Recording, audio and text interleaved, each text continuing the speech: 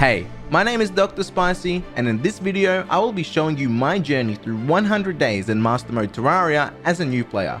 I will admit, I did play Terraria once back in 2011 when it was first released, but there have been over 10 years of content changes since then, and I am going into it completely blind. So kick your feet up and grab some popcorn, you don't want to miss this ride.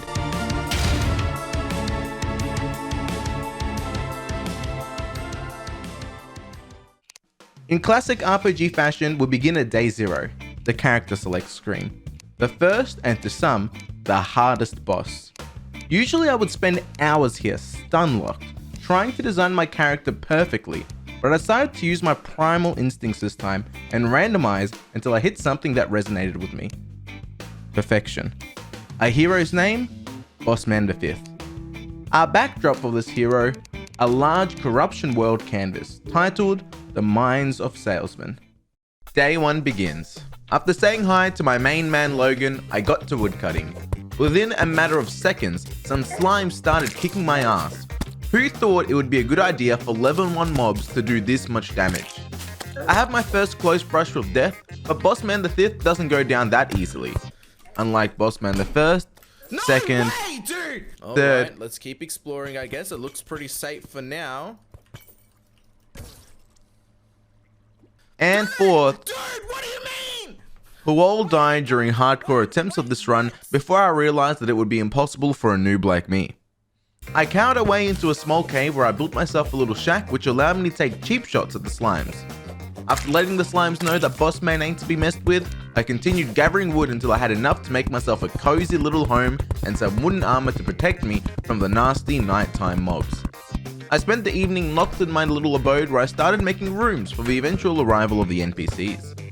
Daybreak day 2 and I was feeling a bit more adventurous with my current gear set, so I headed west to do some more exploration. I found a huge vein of tin and iron close to the surface, which I completely emptied while being careful to block off slime access into my man-made mineshaft. Not only that, but to my absolute delight, I found two big ass trees right next to each other. That's the Bossman luck, baby. As soon as I saw this, I knew it was my destiny to create some form of treehouse as my main base. I instantly got to work, paving the land and carving out the trees to make Hotel Treehouse, which I worked on all throughout days 2 and 3, installing all of the necessary amenities, and on the morning of day 4, my masterpiece was done. With the completion of Hotel Treehouse, I was hit with a dilemma that Logan, my guide, and Frederick, my merchant, had both made themselves comfy in the modest little shack that I had made in day 1. Let me be clear, at this point, I hadn't played Terraria since 2011. I remembered nothing about this game or its mechanics and had no idea about the new features and updates that the devs have implemented.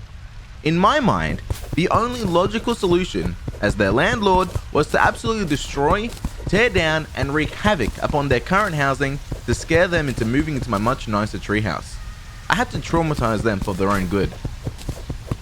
After the little altercation with my tenants, I made myself a set of iron tools and decided to explore my first cave, nabbing my first major find. A stepping stool.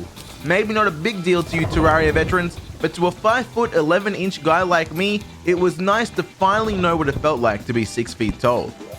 I also found some climbing claws, an aglet to get me moving faster, and some flippers inside a water chest. God knows I needed them. I was always in the worst group for swimming class during elementary school. My excitement was immeasurable. I was high on the adrenaline rush of finding all this new gear, equipment, and ores. Caution went out the window, and as a result, Bossman the 5th succumbed to a poison dart trap, the first of many deaths. Respawning, I did some inventory management before exploring the roots of Hotel Treehouse. Day 5 begins and I'm deep in the pits of the desert under my treehouse. I died multiple times here due to stubbornness, before accepting the fact that I was too undergeared for this biome. I then decided to head left, where I eventually explored another cave with the primary objective of obtaining ores to craft myself some sturdier gear and find some life crystals. By dawn of day 6, I had found lots of chests and pots scattered around which didn't contain anything of note, but had filled my inventory to the brim. So I returned home to craft myself a set of shiny iron armor, as well as a platinum pickaxe, which again, majorly inflated my confidence and ego. I had spotted the features of a mushroom biome during my previous expedition, so I decided to go there to explore for more loot. I found another hard crystal and slowly started clearing the mobs that were between me and an underground house with tactical usage of bombs and grenades. Despite my careful approach, this stupid ice spike was able to nuke my health bar through my strategic tunnel. I had a few run-ins with the zombies overnight before making my way back to the mushroom biome to collect my hard-earned cash money early on in day 7. At this point, it dawned on me how hard this run would actually be. I retrieved my coins, and after unsuccessfully attempting to investigate the nearby shack, I recalled home to avoid certain death from some see-through slimes. Something about me that you all should know is that I am incredibly stubborn. I will continue slamming my head against the same brick wall until I get through, so I rushed back down to the same mushroom biome with no more preparation than I had done before. As punishment, the game decided to teach me a quick lesson about fall damage before giving me a chance to finally rummage through the mushroom chest, providing me with some Hermes boots, a trident, and a flare gun, which made it so much easier to light up the dark dungeons, before I got a notification that it was starting to rain slime on day 8. I teleported back to the surface to see what all the commotion was about, and went on a rampage, killing every single slime I could see, defending my home and collecting their gold. This went on until dusk, where I noticed that I had enough ore for a sleek platinum bow. I spent the rest of the evening working on some more NPC housing below ground level, which I finished by day 9. 3 floors with 4 rooms each. I was pretty proud of myself. Honestly, who wouldn't want to live here? With my upgraded stats, I headed back down to the underground desert. I did not make much progress before I started getting sniped by these stupid desert worms. I killed one, but then a second one spawned while I was low on health, so as soon as I heard its tunneling noises, I noped right out of there. Oh boy, the zoologist arrived on day 10. Wee, these NPCs about to make me act up. She sold me the squirrel hook for a good price because I sweet talked her, allowing me to traverse the map like Spider-Man. I was sick of repeatedly dying underground, so on day 10, I explored all the way to the west side of my map as directed by my Twitch chat, because apparently the oceans flanking either side of the map were full of goodies. Finally reaching the sandy beach, I decided to build a base because my chat told me about the existence of pylons, special crystal teleporters that the NPCs provide on the condition that they have appropriate housing. I was so busy building a little house that I didn't notice the random NPC being attacked by a slime in the deep blue water until my chat started spamming at me. I put on my lifeguard outfit and like a hero, saved the poor man. The Angler was his name. I offered him a room in my beachside bungalow and ordered the merchant using the housing query to come live with him to keep him company. Unfortunately for me, despite having private jail cells furnished with top-of-the-line amenities like torches, tables and chairs, the merchant apparently hated the Angler's guts after knowing him for only 30 seconds. So I moved the Angler to the treehouse and brought over the nurse to live with the merchant. Surely now the merchant would be happy enough to sell me a pylon. Nope. Despite liking the housing and the nurse's deep pockets, gold digger alert, this old sleaze still wouldn't sell me a pylon. Given the previous discussion, I felt concerned for the nurse's safety. So I brought over the zoologist and sent the merchant back to the treehouse so that we would have male-female segregated housing. Again, both the zoologist and nurse wouldn't give me anything, but this time, the nurse hated the zoologist. She must not be into the furry fandom. I tried one more time. I transferred the merchant back to live with the zoologist. Maybe he was into furries, but unluckily for me, his only important metric for a partner was their wealth. Honestly, after 20 minutes of this, I got incredibly frustrated with all of the NPC drama and squabbling, and so I gave up. Day 12 was full of a lot of random running. I don't know what I was running from or where I was running to, but all I knew was that I had to run. I had to run until I couldn't run anymore. I did manage to kill these 2 goblin scouts though. Day 13 starts and I find myself in the middle of an underground cave, following along a minecart track, hoping it led me to some sweet loot. My favorite part about Terraria is running into pre-generated structures, so I was incredibly excited to find an underground pyramid which was perfect for me since I was born in Egypt.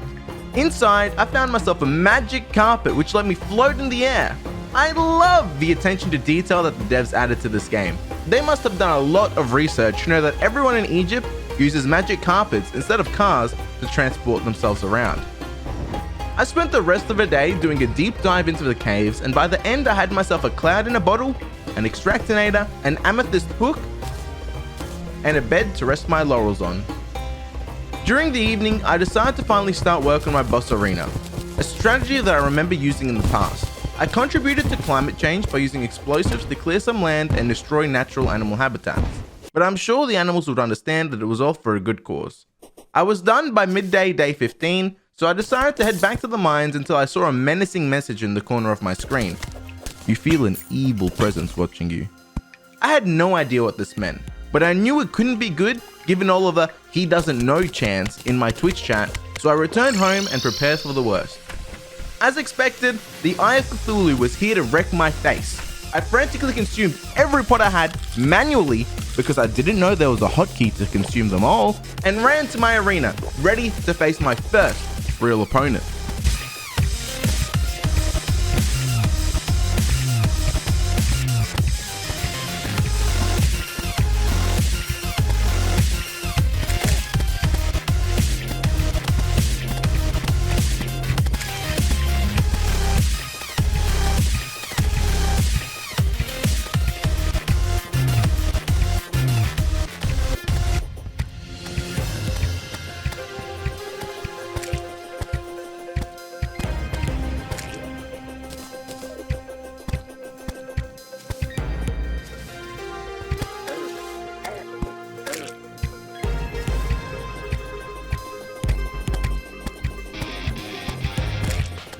I was not prepared for phase 2 and 3. It took every ounce of concentration that I had to ensure that I was dodging and weaving his attacks, whilst also slowly depleting his health with my piddly bow.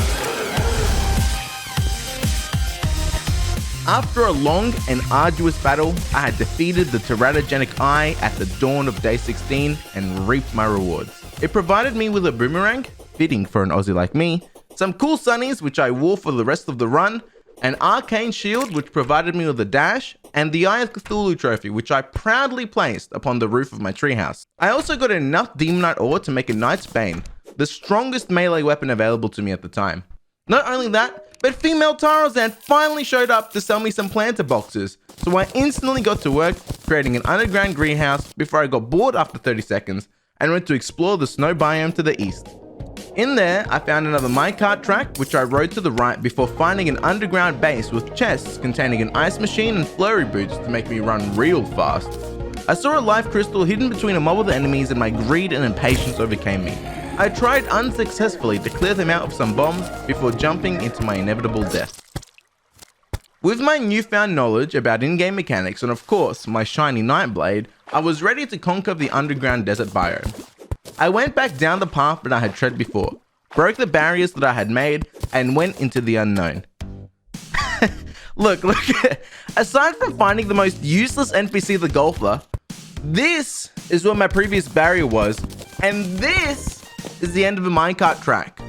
I died here over 7 or 8 times just to try and walk a 10-meter distance to save the golfer. Whatever. Since I had a new NPC now, I headed back down towards my beach shack to the west to see if I could try and pair the golfer with someone so that I could finally get a pylon, and ta-da! The golfer and the angler got along just fine like old chums. I imagine they both liked talking to each other about their respective long rods.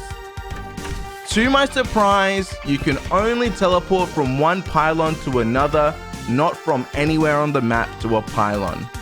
Every single one of the squatter NPCs at the treehouse were unhappy and so unwilling to sell me a pylon. I was told by my chat that they didn't like overcrowding and enjoyed being in separate biomes, so I spent all of day 18 making different huts in different biomes and trying out different NPC housing combinations to try and get them to be happy before giving up out of frustration. I was never good with handling drama. By day 19, I realized that I was yet to explore the east side of my map, so I set off to see what I could find. I passed by a surprisingly large corruption biome before stumbling upon this dungeon-like structure and an old man who told me to come back at night if I wished to enter. As if your words would have even stopped me, my guy. I'm a loot goblin, and since there was nothing stopping me from getting inside, I waltzed right in. Oh, shit! That was a one-shot. That was cringe. After getting obliterated, I came back at night to speak to the old man and see what would happen.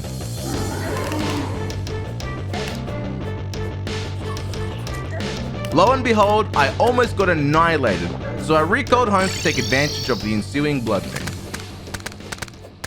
I spent days 20, 21 and 22 primarily farming wood with my new war axe of night and collecting ores to make a new set of silver armor to get me ready for my eventual battle with Skeletron.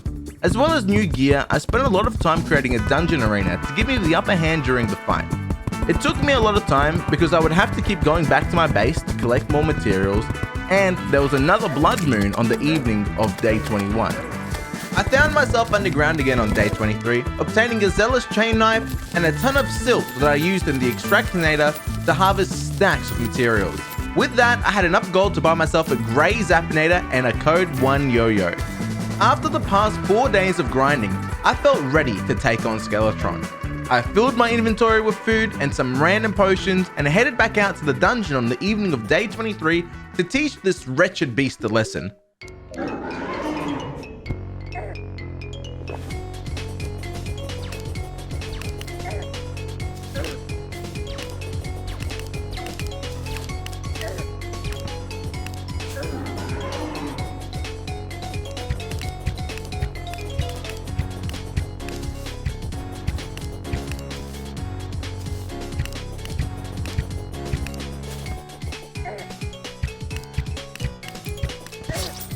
I only lasted 20 seconds. Evidently, it wasn't the gear that was the problem, it was the player. I was definitely in over my head and I realized that I needed to overgear a little bit to make up for my lack of skill. It seemed to me at the time that potions would be an integral part of the game, so when I respawned, I decided to finally complete work on my underground greenhouse. It took me some time gathering all the wood, plant seeds, and jars full of water, but I was finally done by the end of day 25. Maybe a bit overkill in size, but I always get carried away when it comes to building to compensate for the fact that I'll never be able to buy a big house of my own in real life. The one area I was yet to explore was the corruption. I would always run past it on the way to the dungeon, but I never went underground to explore what it had because I was scared I would instantly die. I vaguely remembered from when I played back in 2013 that underground in the corruption I'd find some random altars and orbs, but not much else. I dropped down and lit the place up with my flare gun. I tried to break through the Ebstone blocks, but quickly realized that my pickaxe wasn't strong enough, so it was back to using explosives to get to the juicy glowing purple orbs full of goodies. Some backseaters in chat told me that for every 3 orbs I break, the Eater of Worlds will spawn. So I only broke 2, giving me a musket and a shadow orb before heading back above ground to start work on another arena. The majority of day 27 was spent working on the corruption arena. This one was really annoying to build because of all of the stupid mobs trying to take me down. As I was adding the finishing touches onto my arena, I got a notification that the goblin army was approaching from the east. There must have been a couple of sneaky scouts that I missed, so I recalled home to defend my base. These guys didn't stand a chance against Bossman the 5th.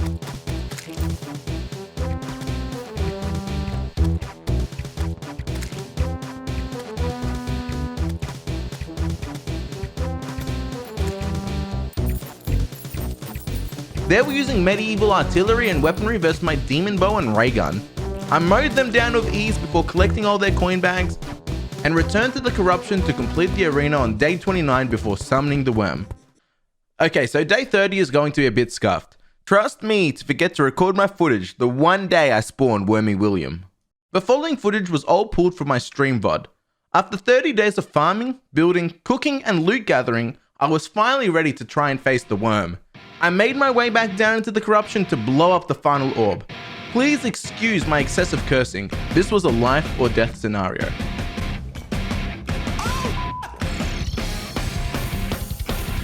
I didn't think that would spawn him.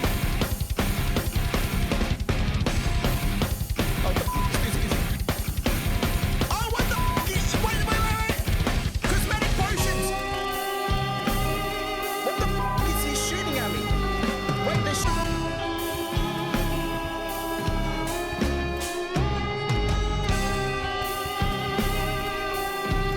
Cosmetic potions, dude.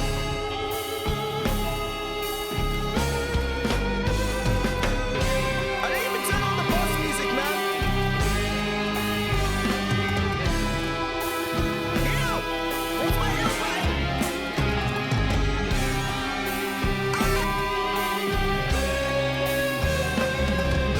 Heal, you bitch! I lasted a total of 45 seconds, which as you all saw, I mainly spent molding and running away, not even doing a quarter of the worm's health bar. After my recent defeat, I realized that maybe I needed to fight a boss that was more my size, so I set my sights on the Slime King. How hard could a big gelatinous blob be? This next part is going to be a bit embarrassing for me. For all of days 31 and 32, I was looking for gold ore to make myself a golden crown to craft the slime crown, the item used to summon the Slime King.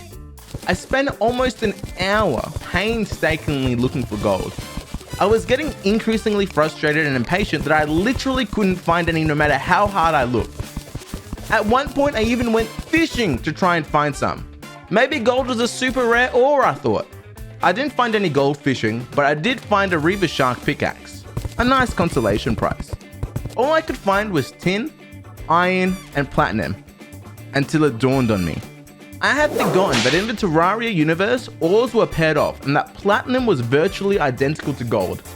I spent all this time looking for gold while all I needed was 5 platinum bars, which I already had. I made the platinum crown and reached the demon altar by morning of day 33, crafting the slime crown. I would have never thought that my biggest barrier to progress would have been my own brain. I got back to my arena, chugged down some potions and composed myself for the fight. It would be truly embarrassing if I even died once to the Slime King.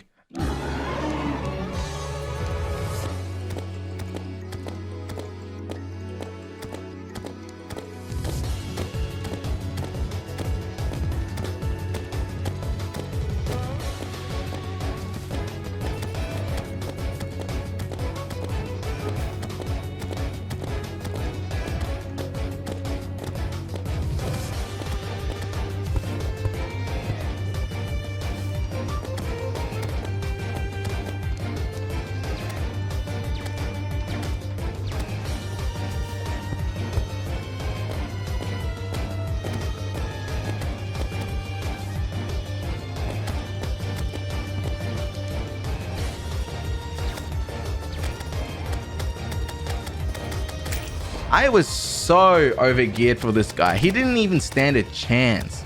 His little minions were more annoying than he was. His loot was just as trash as he was. I got a ninja shirt and headgear, which was worse than what I was currently wearing, and a cosmetic slime gun. Cool, I guess.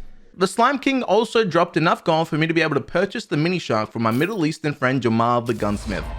A low damage, very high rate of fire machine gun, which would surely make my next encounter with the worm a breeze. So I journeyed back on over to the corruption for my second and what I thought was my final battle with Wormy Boy. I was 1 second off healing! I was spamming it! You really thought I was gonna beat him that time, didn't you? You really overestimated my skills. At this point, I had lost all confidence in my gaming ability, so for the next 7 in-game days, I focused on exploring the rest of the map and setting up as many pylons as possible.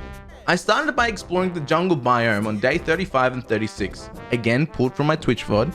I didn't really have any objectives in mind except to set up a jungle pylon deep underground. I didn't really find anything of note aside from a powerful boomstick, just a fancy name for a sawn-off shotgun, and some more ores and coins. I built a tiny mud prison in a clearing I found and condemned the painter and dryad to a life sentence underground in damp and fungi-infested rooms. Despite the terrible living conditions, this is just what the dryad asked for, so she happily sold me a pylon. It just goes to show that no matter how hard I try, I'll never understand women. We did it! Let's go! Let's go! I spent day 37 seeing what the snow biome had to offer me.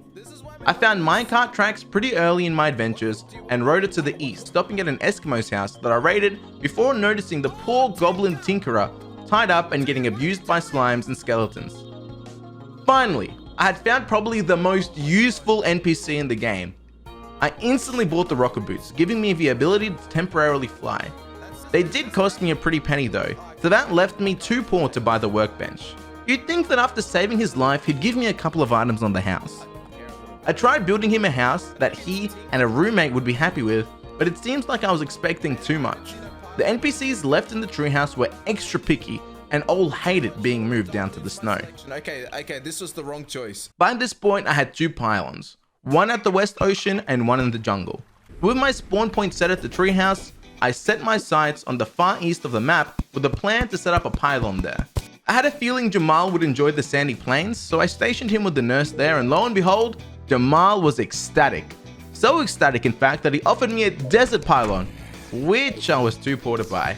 So I returned on day 39 with an inventory full of trash that I convinced Jamal to buy off of me so that I could buy the pylon. I spent the rest of days 39 and 40 exploring the snow biome with the Spelunker potion, specifically looking for platinum ore so I could complete a set of platinum armor. Day 41 was just a massive waste of time. I made the demolitionist the small underground office under the treehouse where he could play with his explosives and started making my final preparations for Wormy William. I would not lose this time. Alright, enough stalling. By day 42, I was mentally ready to verse the worm again. One thing I noticed during the previous fight was that the boss was made of many little segments stuck together with individual health bars. I recognized that both Jester arrows and the Vile Thorn, a weapon I had previously dismissed because of its low damage numbers, would be perfect as the attacks would penetrate to the worm and damage every single segment.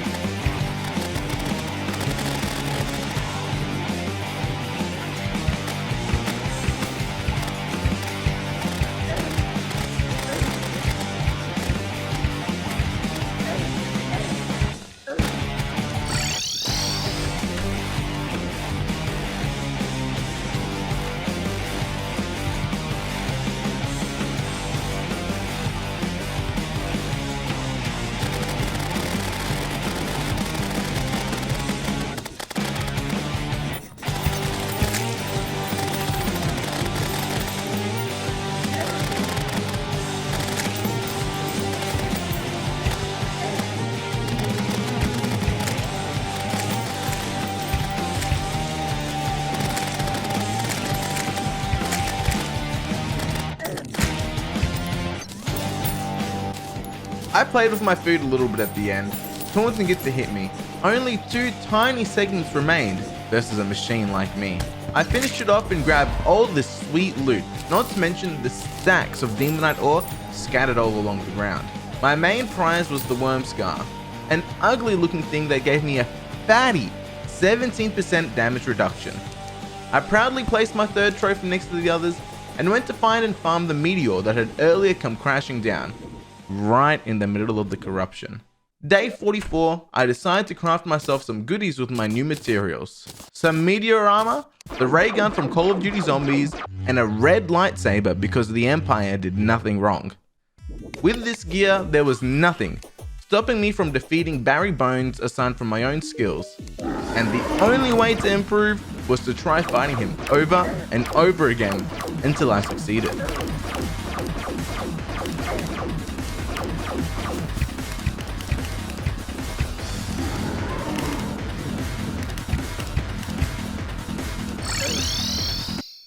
Honestly, what the hell? I used my magic mirror, and since we were on the far right side of my arena, he despawned? It wasn't even that far away! How bad is the coding? Defeated, I commenced work on my elevator since I wouldn't be able to spawn Skeletron again until another night. How cringe. By night of day 46, I was out of the elevator and back into the desert waiting for the end of sunset.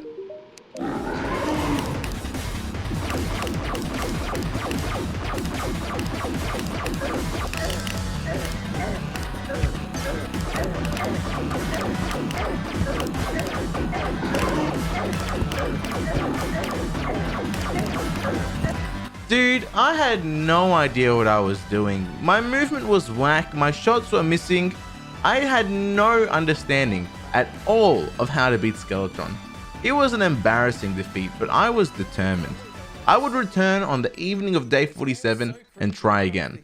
My elevator progress continued throughout day 47. I got sick of mining blocks, so I let out my inner demolitionist and bought a ton of dynamite to continue the job for me.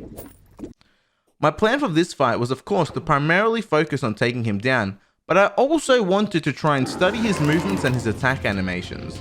I needed to really understand how he worked so that I could definitively beat him.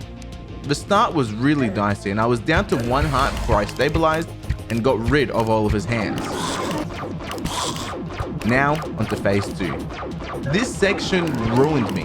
My brain couldn't comprehend how to avoid the mini skulls and eventually the biggest skull took me out. I decided that I needed a loadout change. I was gonna need some heavy artillery, so I decided to give Skull Skinner a taste of some good old-fashioned American lead. I equipped the mini shark. 50% minigun, 50% shark, 100% badass. There was no way the cursed old man would survive this time.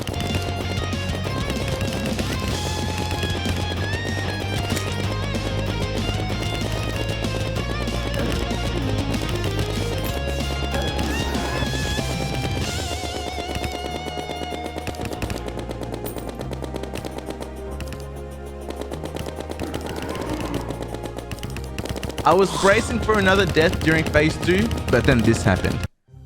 This graceful movement that I stumbled upon. It was like an elegant dance. It was at that moment that I truly felt free. I was free from the fear of potentially dying again. I knew I had him this time. And just as the sun was about to rise and ruin my special moment, I slayed Skeletron. Let's go!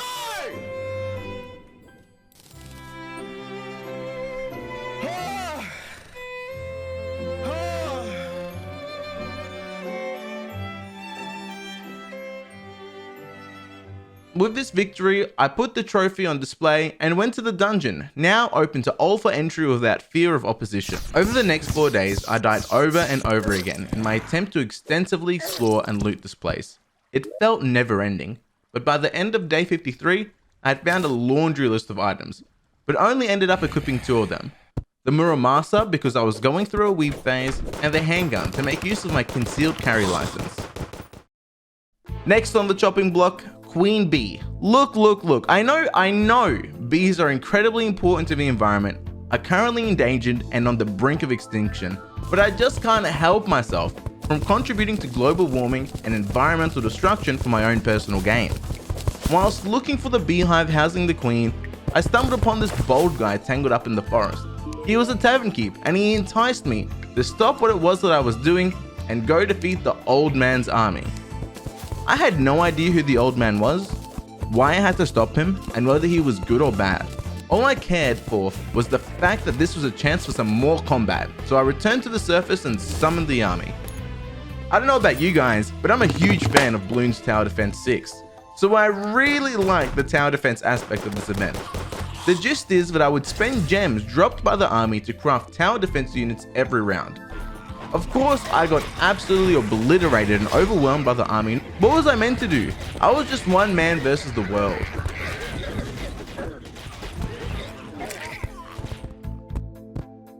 After getting my teeth kicked in, I quit stalling and returned to look for the beehive to try and beat up a mob more my size.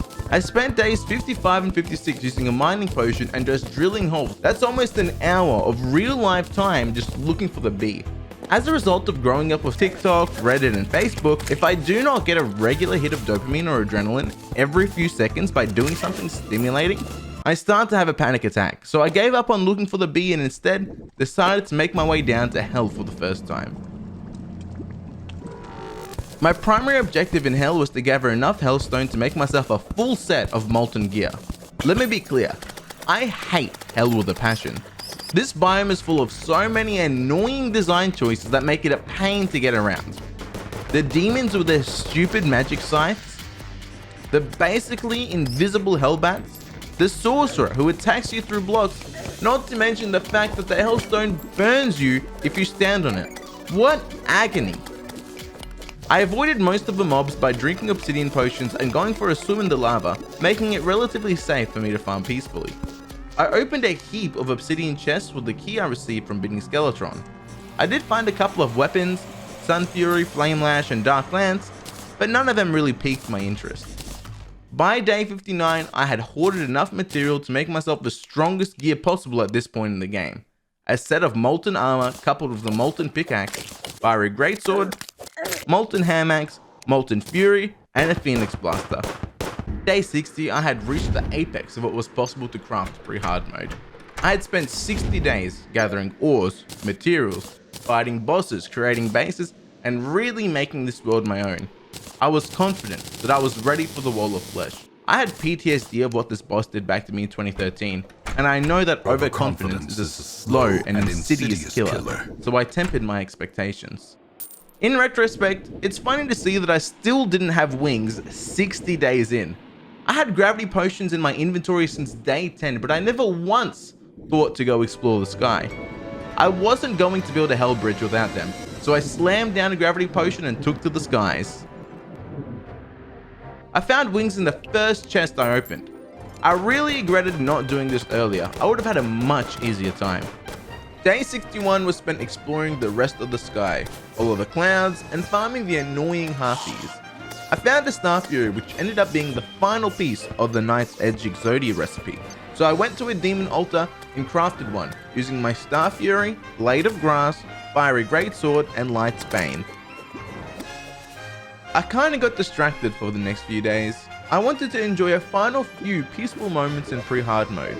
I was told multiple times by my chat that once I'm in hard mode, the current gear that I had labored over for 60 days would be absolutely worthless.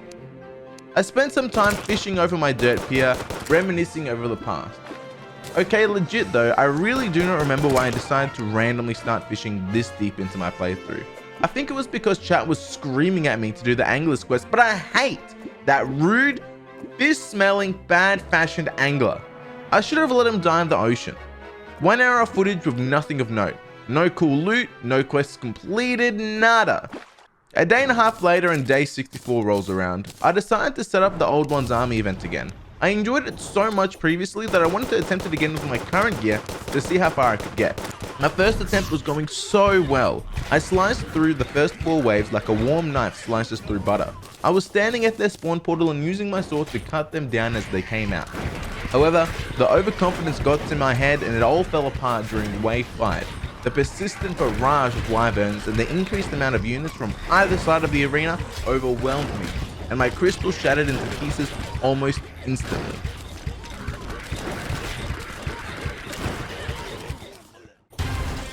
I decided to switch my strategy for the next attempt. I stacked all of my tower defense units on one side only, while I focused on the other side of the arena with my own weapon. This way, I'd have 2 sides of defense which are almost equally as strong. Wave 5 this time was much more in my favor. My tower defense units on the eastern flank were doing insane work, annihilating the army while I quickly identified the old man and impaled him with a hail of arrows. I had conquered the army. You may be asking, what awaits a hero such as I? One who bravely defeated a whole army single-handedly. Glory? Riches? Hot babes? And no. All I got were 5 defender medals, which let me buy new tower defense units, and a message from the tavern keep telling me that we hadn't seen the last of the old man's army. How many times am I gonna have to teach you this lesson, old man? Alright, listen. The real reason why I stole Wall of Flesh for the last few days, rather than rushing in headfirst like the other bosses, is because I absolutely despise Wall of Flesh preparation. Don't get me wrong, I love Terraria. and I truly think it's in the top 5 games of all times. But building the Hell Bridge is one of the most mind-numbing, insufferable, annoying, and mundane tasks in all of video game history, especially in Master Mode. Hell mobs are so incredibly relentless. Every 2 seconds, a new one spawns on screen. Dude, it took me 4 whole in-game days of constant work to finish this bridge that went almost halfway across the map. If that doesn't show you how painful this process was, then I don't know what will. Oh my god, we made it to the sex number. What better way to celebrate than by trying to mangle a grotesque, lumpy, bloody wall of flesh? The past 69 days culminating into this one moment.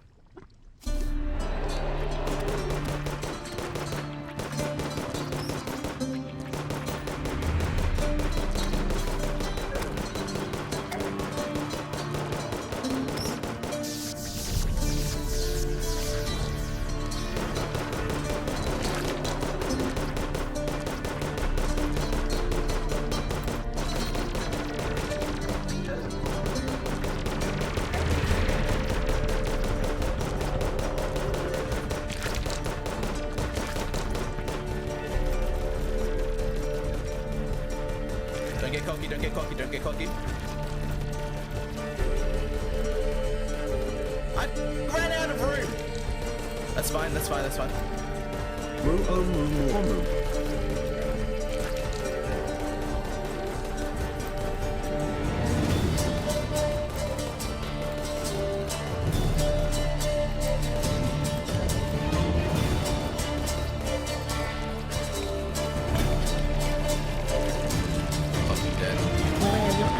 Bro, I ran out of space. I was so close to defeating this goddamn boss on my first attempt, but I underestimated the amount of room I would need. Only a 1/6 of his health bar left, and I get cornered in the Hell City. My mental was shattered, but I respawned and got back to health. I was so close to beating it. All I needed was a bridge that was just a tiny bit longer. So that's what I did. I lengthened the bridge and strengthened my resolve. This time, I would win. One more time! In classic Dr. Spicy fashion, I continued to beat my head against the same brick wall until I tried to break through. Unfortunately for me, this time the wall was made from a thick layer of malleable, disgusting flesh, and despite my preparations, I wasn't ready. At this point, my chat strongly suggested that I should kill the bee, because apparently the bee's drops would greatly assist in taking down the wall. I begrudgingly returned to the jungle and recommenced my search. Thankfully for me, after only 5 minutes of searching, I found a minecart which conveniently rode me over the beehive. The bees weren't happy about me breaking apart their home. They would come out one by one to try and defend it, but we all know bees die after using their stinger once. They spec'd way too hard into the high DPS glass cannon build that they literally suicide after doing damage.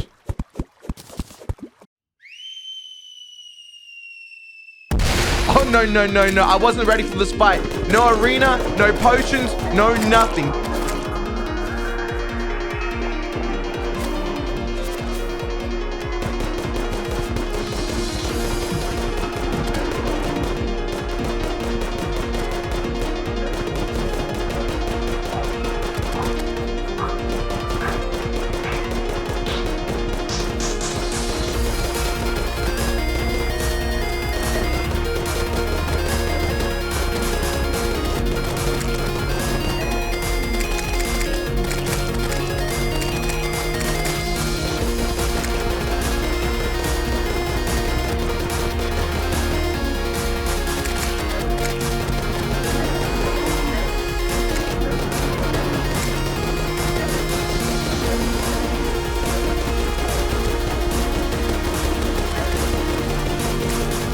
Queen Bee was no more.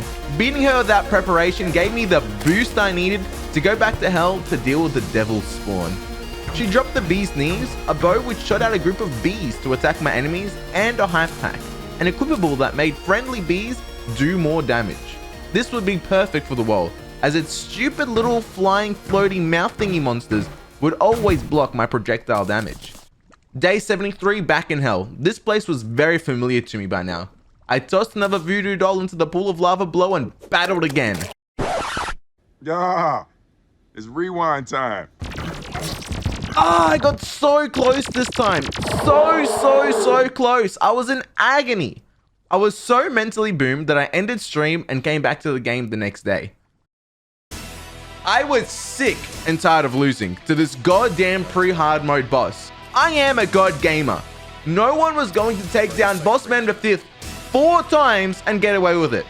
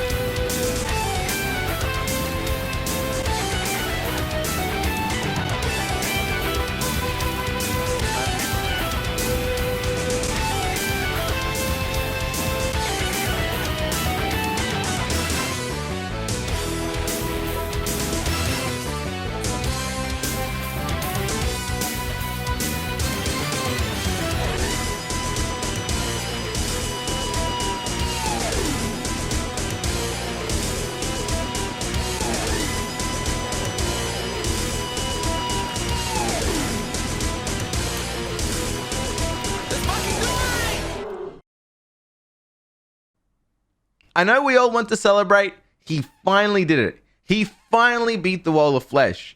But I would really appreciate it if we could all take a moment to write an F in the comments below for all of the guides that I had to sacrifice to get here. I returned to my rooftop trophy room, placed the wall of flesh trophy down and inspected my treasure bag, rewarding me with a summoner emblem, Pone Hammer, and Cloud Strife's Breaker Blade from Final Fantasy VII. Does copyright not exist anymore? And with that, Day 75 marked the first day and official commencement of hard mode. I made my way back to the corruption, where I destroyed many demon altars, permanently changing my world by adding in 3 ores: Palladium, Mithril, and Adamantite. I instantly felt the worthlessness of my current loadout. Mobs were now incredibly tanky, and my armor felt paper thin. I spent all of days 75 to 77 in the dirty, dark caverns below the surface, mining for hard mode ores so I could quickly get as strong as possible, as fast as possible. I finally had a full set of adamantite armor, as well as an adamantite pickaxe halfway through day 78. I did try out the drills. I enjoyed them and their little gimmick, but the fact that they couldn't be reforged at the Tinker made them an inferior choice. I wasn't done yet, however. I needed to upgrade my weaponry, and I had the adamantite sword and repeater in my sight. So, like a good little slave worker, I got back into the mines without so much as a peep. I emerged again on day 79. I had amassed a large amount of adamantite, more than enough to finally get myself an adamantite sword and repeater. While I was in the mines, one of the mobs that I killed dropped a shiny mechanical skull, and what better way to test out my new gear than by challenging my first ever hard mode boss. I figured that I was probably doing this boss fight prematurely, but who cares? I'm doing it for the content, baby.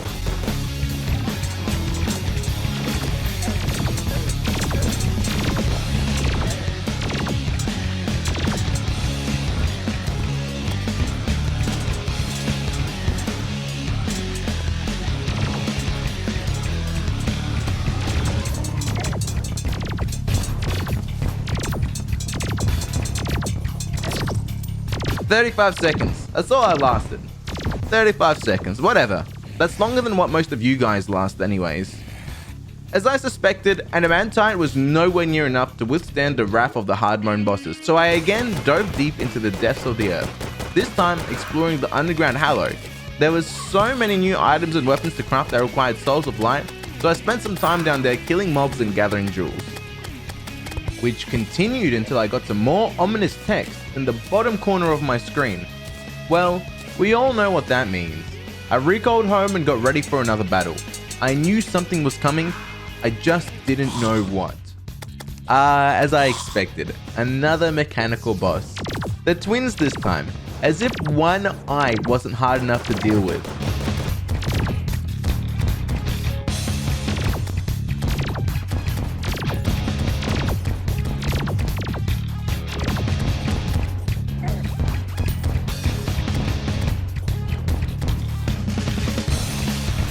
I tried valiantly, but you all probably knew how this was going to turn out before it even started.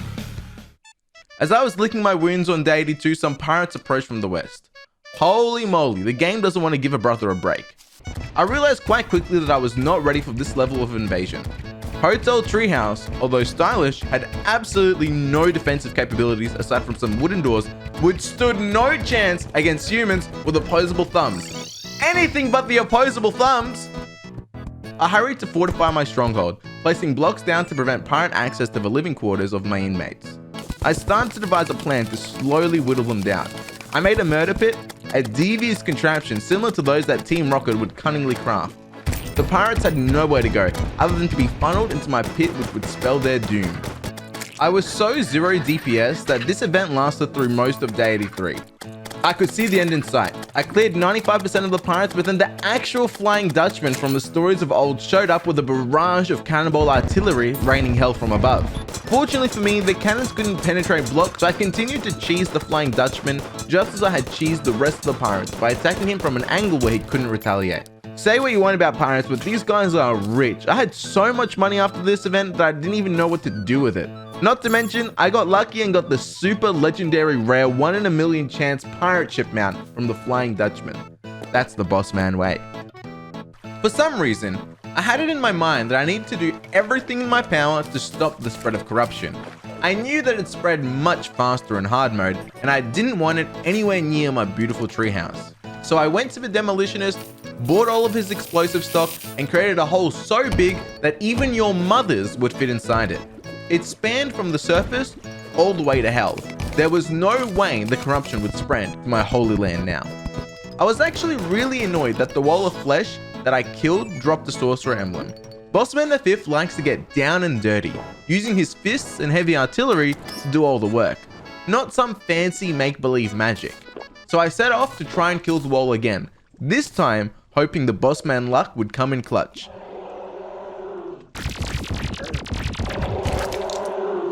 But as luck would have it, I got a second sorcerer's emblem. Woo! Let's go! I was sick and tired of thirsting this stupid boss now, so I set my sights on actually taking down my first hard mode boss. First on the chopping block, Queen Slime.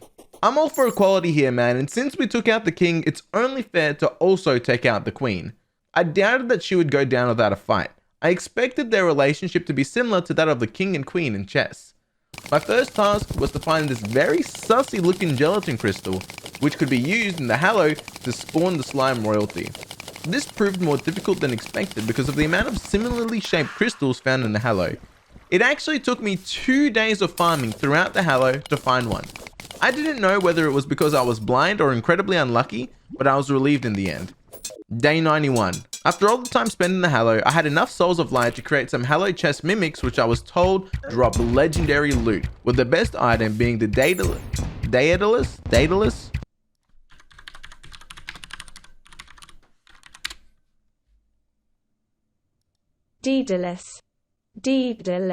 Stormbow, a ranged weapon which rained a hail of arrows from the heavens. These mimics were much easier to kill above ground. It was very easy to keep my distance from their 1-ton body and chip them down. Hey, that's the boss man luck I'm talking about, baby. Stormbow was my first drop. It's just that easy. Now, I was ready to melt the Queen Slime into a puddle of goop. I was told by my chat that I would be able to fight Queen Slime in my arena. I would just need to spawn her in the Hallow and she would follow me there. For some reason, my low IQ brain assumed that what they meant is that if I spawned the slime underground, it would follow me all the way up to the surface.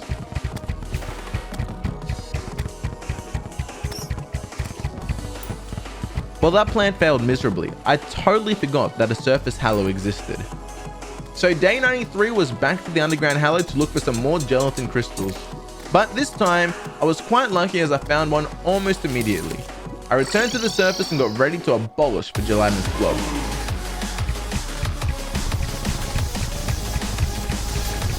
Look at this pathetic creature, I thought to myself, bound to the earth by gravity, helplessly out of my reach while I assaulted her with my unrelenting carpet of arrows. This was all hard mode had to offer? Pathetic. That was what I thought until she went into phase 2 where she magically materialized wings out of thin air. Obviously, I wasn't prepared for phase 2, so I spent day 94 creating a basic arena in the Halo to give me some room to move around once she got enraged. My pirate ship was nowhere near fast enough to dodge the constant barrage of flying slime goop.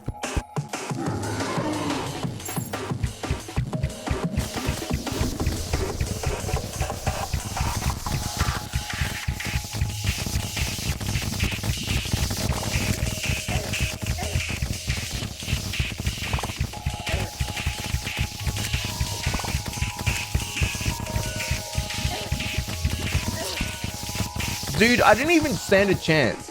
Honestly, at this point, I was having significant doubts about my gaming ability. I am struggling to kill the first hard mode boss in a kid's game with my current loadout. There is no way anyone else has struggled as hard as I had. Day 100 was fast approaching. I was in hard mode with nothing to show for it.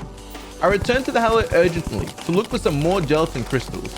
But during that time, a mob dropped a mechanical worm, and I had a flashback of the horrors I endured. Was I ready to face the destroyer? Surely with my Stormbow, his segmental body wouldn't stand a chance. Day 97, and I was desperate to kill at least one boss before day 100. I was ready to throw myself at anything. I opted to use the Halo Arena to find the destroyer. It was long and very high off of the ground, allowing me to be outside of a destroyer's danger zone. I spent the day clearing the cloud that was inconveniently located right above my arena as it would block the Stormbow arrows as they came down from above. As nightfall came, I said a quick prayer to Daedalus and summoned the destroyer.